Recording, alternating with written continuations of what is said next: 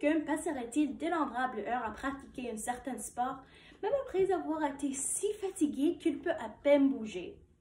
Pourquoi quelqu'un passerait-il ses fins de semaine à participer à des concours scientifiques, même si parfois il doit conduire plusieurs heures pour y arriver? Bon, la réponse pour leur motivation, leur persévérance et l'intérêt personnel bien développé. En recherchant l'intérêt, on peut noter qu'il n'y a pas vraiment de définition précise. En fait, on peut constater qu'il existe deux types d'intérêts différents, que sont l'intérêt situationnel et l'intérêt individuel.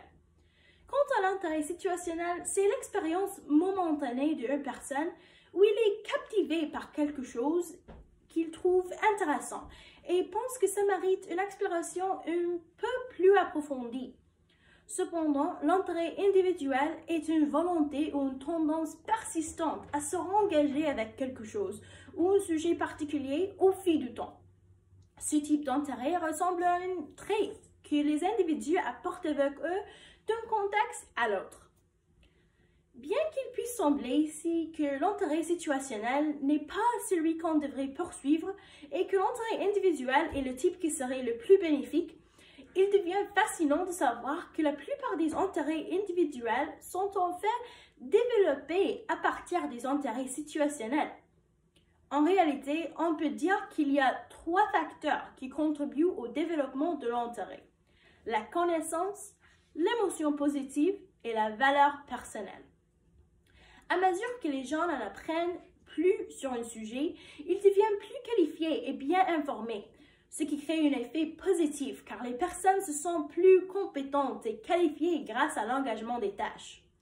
De plus, en passant plus de temps avec l'activité, ils peuvent trouver un sens ou une pertinence personnelle dans l'activité, comme lorsqu'un élève découvre qu'une compréhension de la physique peut l'aider à réaliser son rêve de devenir ingénieur, par exemple. Les objectifs et les buts d'une personne peuvent également contribuer au développement de l'intérêt, en le poussant à s'engager plus dans son apprentissage et à développer ses compétences.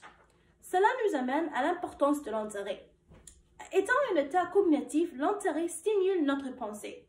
Notamment lorsqu'on est intéressé par ce qu'on apprend, on prête une plus grande attention et on traite les informations plus efficacement. On utilise aussi des stratégies d'apprentissage plus efficaces, telles que de nous engager dans le pensée critique, d'établir des liens entre les anciennes et les nouvelles connaissances, et de nous intéresser à la structure profonde plutôt qu'à des caractéristiques de surface. De plus, lorsqu'on est intéressé par une tâche, on travaille plus fort et on persiste plus longtemps.